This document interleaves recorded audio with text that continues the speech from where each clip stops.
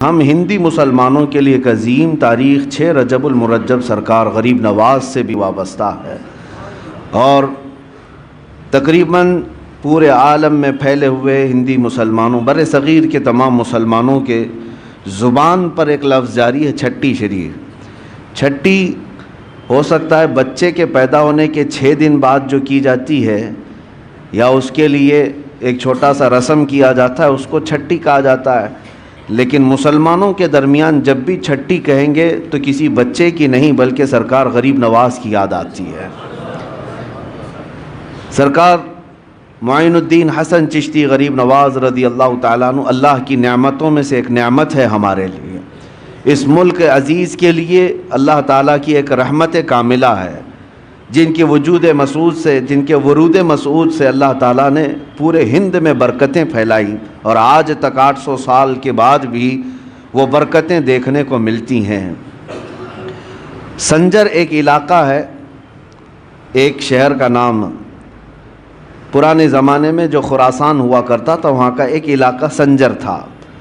اس شہر کی ایک خاصیت میں آپ کو بتاؤں، اس گاؤں کی، اس شہر میں ایک بھی بندہ ایسا نہیں تھا جو تہجد نہ پڑھتا ہو، ایک بھی ایسا نہیں تھا۔ ہر گھر والا، ہر گھر کا ہر فرد تہجد ضرور پڑھتا تھا۔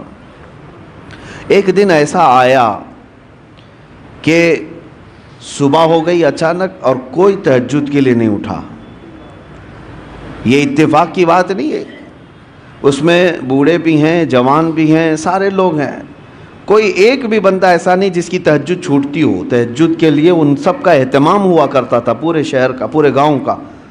لیکن ایک رات ایسی آئی کہ اجالا ہو گیا اور کوئی تہجد نہیں پڑا۔ جب لوگ اٹھ کر کے گھروں سے واپس آنے لگے، سب کو اپنا افسوس ہونے لگا، اتنا اجالا آ گیا ہے اور ہماری تہجد رہ گئی ہے، قضا ہو گئی۔ اب فجر کے وقت کا وہ منظر جو صبح صادق کا ہوتا ہے، سفیدی کا، یہ نظر آنے لگ گیا۔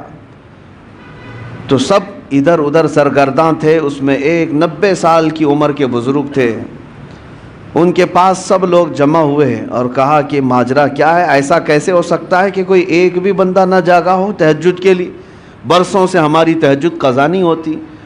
اس بزرگ نے سارے لوگوں کو جمع کیا، سنجر کی بات کر رہا ہوں، سنجر کی بات کر رہا ہوں، کہا کہ میاں یہ جو سفیدی تم دیکھ رہے ہو، یہ صبح سورج کے نکلنے والی سفیدی نہیں ہے، ابھی رات موجود ہے اور تہجد کا وقت بھی باقی ہے۔ یہ اجالا وہ نہیں ہے جو روز سورج کے نکلنے سے پہلے آتا ہے، چلو میرے ساتھ۔ وہ صاحب کشف اور صاحب بصیرت بزرگ تھے، سارے قوم کو لے کر کے چلتے آئے، اور ایک گھر تھا حضرت خواجہ غیاث الدین کا جو سرکار غریب نواز کے والد گرامی ہے۔ اس گھر کے پاس آئے تو دیکھا روشنی وہاں سے نکل رہی ہے، اور ان کے گھر پر پوری سفیدی ہے اور پورے شہر، پورے گاؤں میں اجالا پھیلا ہوا ہے۔ اس بزرگ نے کہا چلو اس گھر کا یہ مسئلہ ہے۔ آئے، گھر پر دستک دیا تو حضرت خواجہ غیاث الدین باہر آئے، پوچھا کہ کیا معاملہ ہے؟ تو مسکراتے ہوئے کہنے لگے آج میرے گھر میں بیٹے کی ولادت ہوئی ہے، اور اس کا نام حسن رکھا گیا ہے۔ یہ وہی ولادت ہے جس کو آج پورے عالم میں غریب نواز کے نام سے یاد کیا جاتا ہے۔ عزیزان گرامی وقار، جن کی پیدائش اس حال میں ہو کہ وہ آتے ساتھ پورے شہر کو اجالا بخش رہے ہوں، تو پھر جس ملک میں قدم رکھیں اسلام کا اجالا کیوں نہ عطا کرے گے؟ وہ کفر کی اندھیریوں کو چھانٹ کر کے ہمیں اسلام کی روشنی دینے کے لیے ہی تو آئے تھے۔ عزیزان گرامی، سلطان الہند معین الہند سرکار غریب نواز رضی اللہ تعالیٰ عنہ سے ہماری صرف محبتیں اور عقیدتیں وابستہ نہیں ہے، بلکہ ہمارے ایمان اور اسلام کا رشتہ جڑا ہوا ہے۔ حقیقت تو بات یہ ہے کہ جتنے بھی صوفیہ اکرام، جتنے بھی مشائخ، جتنے بھی اولیاء ہند میں آئے، ان سب کی خدمات اپنی جگہ پر، لیکن آج علل اعلان ہم یہ کہہ سکتے ہیں کہ پورے بر صغیر کے چپے چپے پر آج کلمہ پڑھنے والوں کو یہ احسان ماننا ہوگا کہ کلمے کی تلقین بھی غریب نواز سے ہمیں ملی ہے۔ سلطان الہند سرکار غریب نواز رضی اللہ تعالیٰ عنہ کی بے انتہا وسعتیں، محنتیں، ان کی کاوشیں تھیں جس کی وجہ سے اسلام آج ہر جگہ یہاں پر پھیلا ہوا اور چمک رہا ہے، اور اسی وجہ سے اب ہمیں ڈرنا بھی نہیں چاہیے کہ یہ غریب نواز کا پھیلایا ہوا دین ہے۔ ہاں، ڈرنا بھی نہیں چاہیے، اس لیے کہ اس وقت کی بات جب وہ آئے تھے 6 یا 8 فقیر تھے ساتھ میں، فقراء کی ایک جماعت تھی، اور وہ دلی کی سرزمین سے ہوتے ہوئے جب اجمیر پہنچے تھے، تقریباً ہندوستانی سنی مسلمانوں کو واقعات معلوم ہے، کیا اجمیر والوں نے ان کا شاندار استقبال کیا تھا؟ کیا ان کے لیے پھول بچھا دیے تھے، ریڈ کارپیٹ بچھا دیا تھا؟ نہیں، وہ جس انداز سے اجمیر معلیٰ میں پہنچے تھے وہاں تو سخت مقابلہ تھا اور دشمنی کا سامنا تھا، حتیٰ کہ ان کو کسی درخت کے نیچے بیٹھنے تک نہ دیا جا رہا ہو، وہاں کے انا ساگر سے پانی نہ لینے دیا جا رہا ہو۔ ان حالات میں اگر کوئی اس زمین پر جمع رہ سکتا ہے تو وہ صرف عطائے رسول ہی ہو سکتا ہے۔ قرآن کہتا ہے جو لوگوں کو نفع دیتا ہے زمین میں وہ برقرار رہتا ہے، اور جو جھاگ ہے وہ اڑ کر چلا جاتا ہے، جو جھاگ ہے، کچرا ہے، وہ اڑ کر چلا جاتا ہے۔ سرکار غریب نواز یہاں تشریف لائے تھے، کسی کا قتل اور کسی کا خون کرنے نہیں آئے تھے، وہ انسانوں کو، اللہ کی مخلوق کو نفع پہنچانے آئے، جس کی وجہ سے آج تک زمین پر وہ برقرار ہیں۔ وہ جہاں پر آئے وہیں پر رہے، اور وہیں ان کی خانقاہ بھی رہی، وہیں ان کا مزار مبارک بھی رہا، بلکہ برسوں تک یہ معاملہ رہا۔ آج تو عرس میں لوگ جاتے ہیں، عرسوں کا معاملہ آج اگرچہ بدل دیا گیا ہو، لوگ اس کو انٹرٹینمنٹ کے لیے یوز کرتے ہوں، میں سب کی بات نہیں کر رہا، کچھ لوگ کمائی کے لیے، کچھ لوگ دھندے کے لیے۔ عرس اس لیے نہیں ہوتا تھا، بلکہ اولیاء اکرام کے جو عرس ہوتے تھے اس میں غیر مسلم بھی آتے تو اسلام قبول کر کے جاتے تھے، ان کی سیرتیں بیان ہوتی، ان کے کرامات کا ذکر ہوتا، اور ان کے خانقاہ پر پھر وہ اوراد و وظائف پڑھائے جاتے جو ان کی زندگی میں ہوتے تھے۔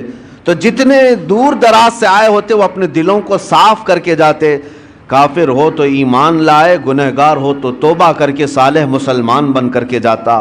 برسوں تک میں یہ بات اس لیے عرض کر رہا ہوں کہ وہ قبر میں جانے کے بعد بھی لوگوں کی اصلاح آج بھی کر رہے ہیں۔ قبر میں چلے گئے لیکن جو قریب آتا ہے وہ توبہ کر کے جاتا ہے، اپنے گناہوں سے سچی توبہ کر کے وہاں سے نکل رہا ہے۔ اور ایک دو نہیں، ہزاروں کے واقعات اس طرح ہے، کرامات اپنی جگہ پر، کسی کو بچہ مل جائے، کسی کو روزی مل جائے، کسی کو کچھ مل جائے، یہ اپنی جگہ پر۔ لیکن میں سمجھتا ہوں غریب نواز کے دربار کی سب سے بڑی کرامت یہ ہے کہ بے ایمانوں کو ایمان مل جاتا ہے اور گنہگاروں کو سچی توبہ مل جاتی، یہ سب سے بڑی کرامت ہے۔ عزیزان گرامی وقار، آپ کا آنا ہندوستان اس طرح سے نہیں ہے جیسے بادشاہ لوگ یہاں پر آئے، تیمور آیا یا پھر علاء الدین خلجی کی بات ہے، احمد شاہ ابدالی کی بات ہے، جن کے ذکر سے لوگ آج پریشان بھی ہوتے ہیں۔ بہت سارے بادشاہ آئے، وہ زمانہ ہی ایسا تھا کہ جہاں جہاں بادشاہ لوگ اپنے فوج کو لے کر کے جاتے، علاقے کے علاقے فتح کرتے ہیں۔ اب وہ آج بیٹھ کر کے اس کو ظلم اور انصاف کی تاریخ میں رنگنا یا پھر اس کے لیے کمپیئر کرنا، یہ ایک الگ بیوقوفی کی بات ہے۔ وہ دور ایسا تھا کہ زمین جس کی ہے جو طاقت کے ساتھ استعمال حاصل کر لے، اس طرح سے معاملہ چلتا تھا، آج کے دور کی طرح نہیں ہے۔ جبکہ یہاں ہندوستان کے جو راجے مہاراجے تھے تو کیا وہ ماں کے پیٹ سے زمین لے کر کے آئے تھے؟ وہ بھی قبضہ ہی کیے تھے، ادھر ادھر جاتے تھے اپنی فوج کو لے کر کے، جتنا حصہ ان کے حصے میں آ جاتا اس پر قبضہ کرتے تھے۔ لیکن یہ سارے بادشاہ جتنے بھی آئے، ہو سکتا ہے زمینوں کو قبضہ کیا ہو، تخت پر قبضہ کیا ہو، غریب نواز اس طرح سے نہ قبضہ کرنے آئے تھے نہ زمین لینے آئے تھے۔ مجھے بتاؤ، اگر زمین ہی لینے آئے تھے تو سرکار غریب نواز کا محل کہاں ہے؟ سرکار غریب نواز کی پراپرٹی اور جائیداد کہاں رہ گئی؟ ان کی کھیتی باڑیاں کہاں ہیں؟ کچھ نہیں ہے سوائے اس مزار مبارک کے حجرے کے، غریب نواز کے پاس کچھ نہیں تھا۔ بلکہ آپ کے پاس جو جبہ تھا جو پہنتے تھے 16 کلو کا ہو گیا تھا۔ 16 کلو کا جبہ ہوتا ہے کوئی؟ کیوں 16 کلو کا ہو گیا؟ ایسا نہیں ہے کہ 16 کلو اس میں موتی تانبا ہیرا سب لگا دیا گیا تھا، بلکہ اتنے سالوں سے اس پر پیچ پر پیچ لگاتے چلے گئے، پیوند پر پیوند، تو جبہ بڑھتا بڑھتا وہ 16 کلو کا ہو گیا تھا. سوائے اس کے ان کے پاس کیا رہا؟ عزیزان گرامی، میں یہ آج ان کے لیے کہہ رہا ہوں جن خبیثوں نے میرے سرکار غریب نواز کی شان میں توہین کی اور کہا تھا کہ جس طرح اکروچ کرنے والے، ظلم کرنے والے، ہڑپنے والے یہاں آئے، اسی طرح معین الدین چشتی بھی آئے. ان ظالموں کو تاریخ پتہ نہیں ہے، تاریخ پتہ نہیں ہے. سرکار غریب نواز زمینوں کو فتح کرنے کے لیے نہیں بلکہ دلوں کو فتح کرنے کے لیے آئے تھے، اور انہوں نے وہ کر دکھایا ہے، اور وہ بھی تلوار کے زور پر نہیں، اپنے اخلاق کے زور پر کر دکھایا ہے. سلطان الہند غریب نواز رضی اللہ تعالیٰ عنہ اخلاق کیوں نہ ہو، کیوں نہ متاثر کریں. میں آپ کو بتاؤں، آپ کا ہر جمعرات کو روزہ ہوا کرتا تھا، ہر جمعرات آپ کا روزہ ہوا کرتا تھا، اور مریدین خانقاہ میں جو ہوتے، خلفاء، شاگرد، سب آپ کے ساتھ ہوتے. ایک بار ایسا ہوا کہ جمعرات کا دن ہی ہے، دوپہر کا وقت ہے، ایک فقیر آیا لاہور سے چل کر کے، بڑا دور کا سفر کر کے آیا، اور وہ درویش آیا، غریب نواز سے ملاقات کیا اور مٹھائی لے کر کے آیا تھا، سوغات تحفے کے طور پر، اور پیش کیا کہ حضور یہ میری طرف سے قبول فرما دیں، بڑی دور سے لایا ہوں. تو آپ نے ہدیہ قبول فرما لیا، چونکہ سنت ہے. ہدیہ قبول کرنے کے بعد آپ نے رکھ لیا، لیکن وہ درویش اس بات پر بضد تھا کہ آپ میرے سامنے تھوڑا سا کھا لیجئے تاکہ مجھے اطمینان ہو جائے کہ میری لائی ہوئی مٹھائی آپ نے چکھ لیا ہے. آپ نے فرمایا میں کھا لوں گا. اس نے کہا نہیں، مجھے ایک بار آپ کو کھاتے ہوئے دیکھنا ہے، یہ میرے ہاتھوں سے لی ہوئی مٹھائی ہے. آپ نے ڈبہ کھولا اور مٹھائی لی اور کھا لیا. جمعرات کا دن ہے، یہ عام لوگوں کے روزے کی بات نہیں، سلطان الہند غریب نواز کے روزے کی بات ہے. روزہ ہے یا نہیں ہے اب کس کو پتہ چلے. آپ نے مٹھائی خوب کھا لی، جتنا کھانا تھا، اور وہ اس کا دل خوش ہو گیا. اس کے جانے کے بعد مریدین خلفاء پوچھنے لگے حضور کیا ماجرا ہے؟ برسوں سے تو یہ معمول ہے کہ جمعرات کا آپ کا روزہ ہوا کرتا ہے، آج روزہ تھے نہیں یا کیا ہے کہ آپ نے روزہ توڑ دیا اس مٹھائی کے لیے؟ غریب نواز رضی اللہ تعالیٰ عنہ نے فرمایا میرا معمول ویسی ہی تھا، جو جمعرات کا روزہ تھا آج بھی تھا، لیکن میں نے مٹھائی کھا لی. وجہ یہ ہے کہ روزے کی قضا ہو سکتی ہے، دل کے ٹوٹنے کی قضا کیسے ہو؟ اس کا دل اگر ٹوٹ جائے، میرا تو روزہ نفل تھا، فرض روزہ نہیں ہے، نفل روزہ ہے، ٹوٹے گا تو پھر میں قضا کر لوں گا. لیکن اس فقیر کا، اس درویش کا جو اتنی دور سے سوغات لے آیا ہے، دل ٹوٹ جائے تو اس کے دل کو جوڑنا میرے لیے اور سخت کام.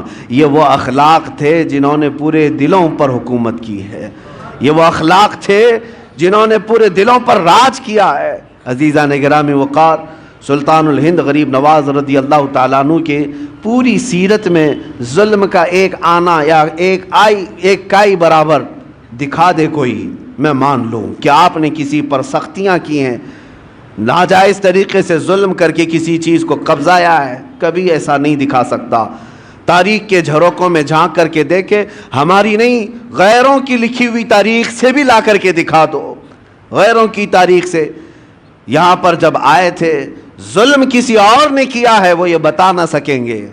ایک بار سے آئے ہوئے درویش مہمان کے لیے اس کے پاس کچھ نہیں تھا، نہ ہاتھی گھوڑا تھا، نہ تیر تلوار تھے، فقط ایک گدڑی پہنے ہوئے جب ہندوستان کی سرزمین پر آیا تھا تو اس کے مقابل میں عام لوگ نہیں اترے تھے، وقت کے راجے اتر گئے تھے.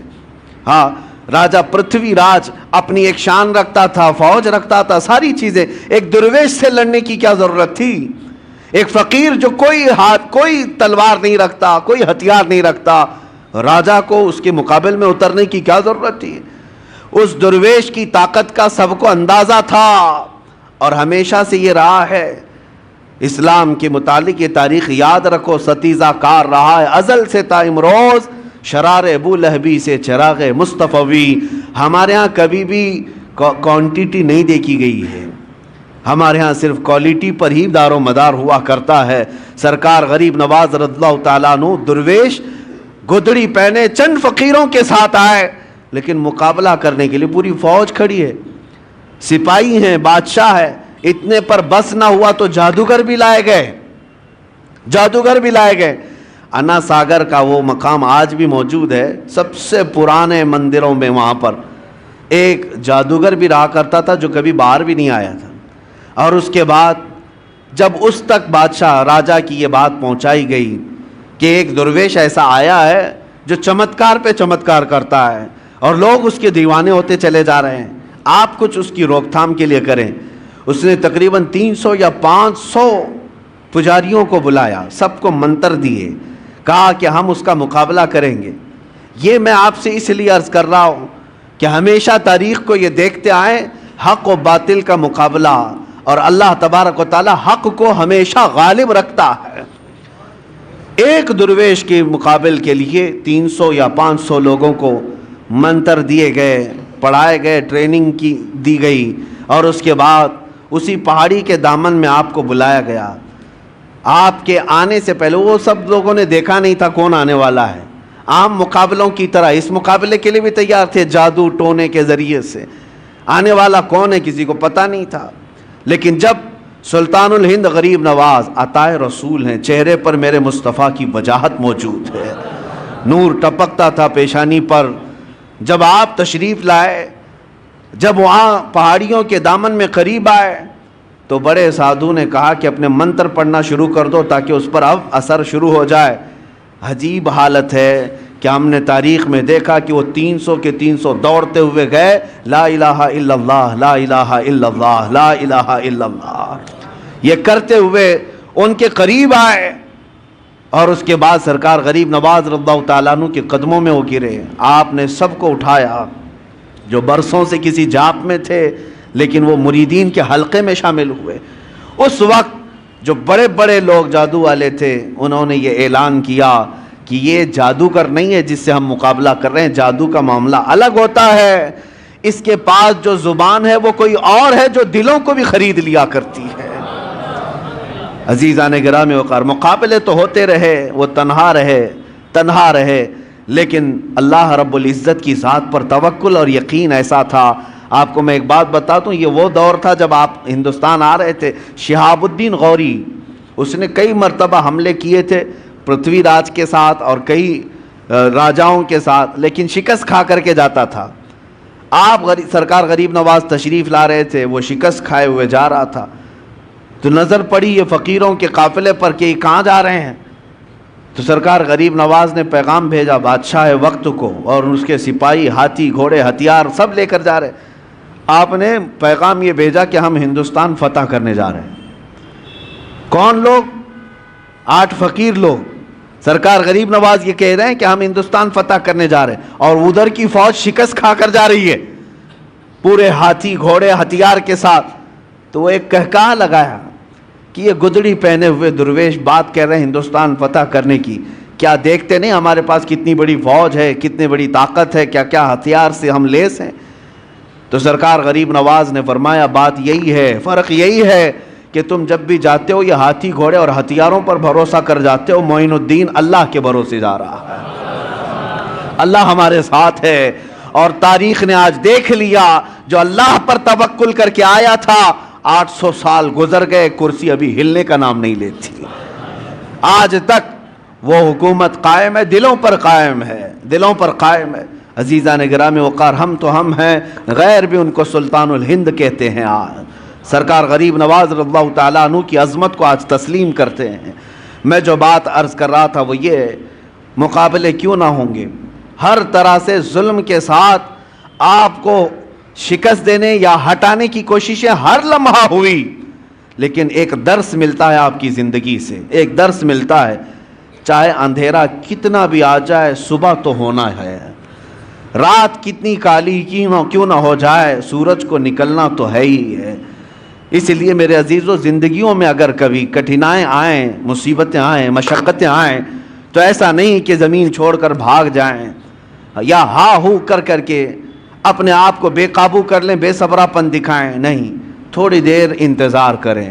اللہ کریم اپنے بندوں کو آزماتا ہے، اور جو استقامت کے ساتھ جمے رہتے ہیں پھر اپنی مدد بھی نازل فرماتا ہے، مدد بھی نازل فرماتا ہے۔ آپ کیا سمجھتے ہیں کہ سرکار غریب نواز جیسی آئے سب کرامتوں سے سب کچھ حل کرتے چلے گئے، سب کچھ حل کرتے چلے گئے؟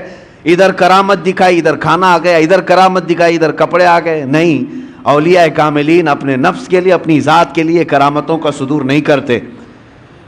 ہاں, وہ بے اختیار ان سے کچھ کام صادر ہوتے ہیں, بے اختیار ہوتے ہیں. وہ ایسا نہیں ہے کہ کوئی موکل ہے اس کو کہہ دیں حاضر ہو جا, ابھی مجھے سونا لا کر کے دے دے, ابھی مجھے چاندی لا کر دے دے, مٹھائی کی خواہش ہوئی فلاں مٹھائی کی دکان سے مٹھائی لا کے دے دے. یہ کرامتوں کا مطلب یہ نہیں ہوتا. وہ اپنی ذات کے لیے, پیٹ بھرنے کے لیے کرامتوں کا استعمال نہیں کرتے. ان کے پاس کرامتوں کا اختیار تھا, باوجود اس کے فاقے پر زندگی گزارتے تھے, مشقتوں سے گزرے ہیں.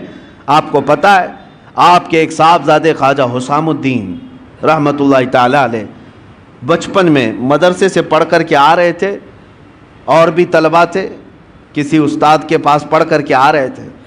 بیچ راستے میں ان کو چکر آ گیا اور گر گئے. دوستوں نے اٹھایا, کہا حسام الدین کیا بات ہے؟ کہا 2 دن سے ہم کھانا نہیں کھائے. سرکار غریب نواز کے بیٹے ہیں, کھانا نہیں کھائے, بھوک کی شدت ہے کہ آج کمزوری آ گئی, گر گئے. تو وہ دوستوں نے پوچھا کیا آپ نہیں کھائے؟ تو آپ کے والد کہا وہ پچھلے 8 دن سے تو فاقے میں ہیں, وہ روزہ رکھتے ہیں, دن میں شام میں پانی پی لیتے ہیں, ان کا تو فاقہ اور ہے. بیٹے نے صرف اتنا کہا دوستوں سے, سب گئے اپنے اپنے گھروں میں جا کر کہنے لگے کہ آج تو بڑا غضب ہوا, ہم نے سلطان الہند معین الدین حسن چشتی رضی اللہ تعالیٰ عنہ کے بیٹے کو فاقے میں گرتے ہوئے دیکھا, اور انہوں نے بتایا کہ ان کے گھر میں فاقہ چل رہا ہے. جب بچوں نے یہ بات پہنچائی اپنے والدین سے, تو شام سے پہلے جتنے متعلقین تھے سب بڑے بڑے طبق کھانے کے بھر بھر کر کے خانقاہ پر لے آئے. حضرت سرکار غریب نواز بیٹھے ہوئے تھے, دیکھا اچانک آج کھانے کا اس قدر وافر انتظام, کثیر تعداد میں کھانا آ گیا ہے. پوچھا کہ یہ بات کیا ہے, آج اتنا کھانا کیسے آ گیا؟ لوگوں نے کہا کہ حضور آپ نے کبھی اشارہ تک نہیں کیا کہ آپ کے گھر پہ فاقہ ہے, ہم غریبوں کو آپ حکم فرما دیں ہم اپنی جان حاضر کر دیں, کیسے تم لوگوں کو کس نے بتایا؟ سرکار غریب نواز نے پوچھا. تو لوگوں نے کہا آج حضرت آپ کے صاحبزادے حسام الدین چکرا کر گر گئے تھے, پوچھا ہمارے بچوں نے, تو انہوں نے بتایا کہ آپ پچھلے 1 ہفتے سے فاقے میں ہیں اور وہ کمزوری کی وجہ سے گر گئے تھے. حضرت خواجہ غریب نواز رضی اللہ تعالیٰ عنہ کھانا تو کھا لیے, ان کے ساتھ بیٹھ کر کے کھائے, اور اس کے بعد اپنے گھر پر آئے. بلائے حسام الدین کہاں ہیں؟ بیٹا سامنے آیا, کہا اب میری نظروں سے تم ہمیشہ کے لیے دور ہو جاؤ, اس لیے کہ یہ فاقہ میں دنیا کے لیے نہیں میرے رب کی رضا کے لیے کرتا تھا, اور جو میرے اور میرے رب کے راز کو باہر لوگوں میں افشا کرے میں اسے اپنے چھت کے نیچے نہیں دیکھنا چاہتا. یعنی اس بات سے آپ اندازہ لگائیں کہ یہ نہیں ہے کہ کرامتوں کے ظہور اور صدور سے طبق کے طبق وہ کھانے اتروائیں, اگر وہ چاہتے تو یقیناً اللہ ضرور دیتا.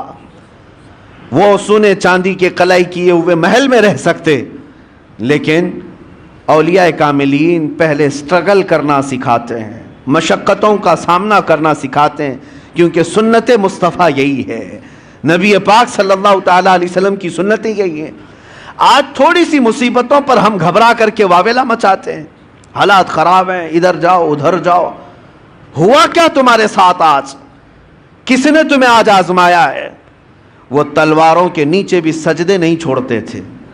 آج تمہیں کون ہے جو اذانوں سے روکتا ہے؟ کون ہے تمہیں مسجدوں میں جانے سے روکتا ہے؟ کوئی نہیں روکتا.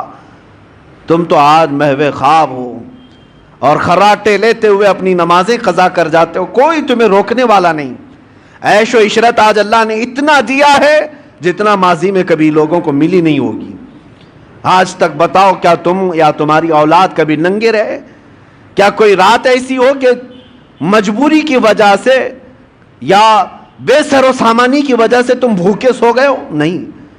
اپنی پسند سے ہو سکتا ہے کوئی بھوکا سو جائے, لیکن غربت کی وجہ سے بھوکا سوئے کوئی آج بہت مشکل نظر آتا ہے. سب کو اللہ آج کھلا رہا ہے, سب کو پلا رہا ہے, سب کو پہنایا ہے, ساری نعمتیں ہمارے پاس ہیں, لیکن اسلام کو جو ہم نے اجنبی بنا رکھا ہے اپنے گھروں میں, یہ بہت حیرت کی بات ہے. یہ بہت حیرت کی بات ہے. جس اسلام کا نام ہمیں عزت دیتا ہے, جس مصطفیٰ کی نسبت ہمیں عزت دیتی ہے, اسی اسلام کو ہم نے آج اجنبی بنا کر رکھا ہے۔ اجنبی کا مطلب کیا ہے؟ ہم اسلام زندہ باد کے نعرے سڑکوں پر لگا سکتے ہیں، اپنے گھر میں لگاؤ، اپنے گھر میں اسلام کو زندہ کر کے دکھاؤ۔ تم اپنی بیٹیوں پر اسلام کو پسند کرتے ہو؟ کیا تم اپنی بیویوں پر، اپنی بہنوں پر اسلام کو پسند کرتے ہو؟ اگر اسلام کو پسند کرتے تو ان کا حجاب کیوں آج نکل گیا؟ ان کا پردہ کیوں نکل گیا؟ گویا کہ ہم اسلام کو صرف مسجدوں میں پسند کرتے ہیں، باہر شادی محل میں جا کر کے دیکھیں، ہال میں، وہاں کوئی اسلام نہیں ہے۔ اسلام کو پسند ہی نہیں کرتا مسلمان، اجنبی بنا رکھا ہے۔ اپنے برتنوں پر، اپنے دسترخوانوں پر کیا اسلام کو پسند کرتے؟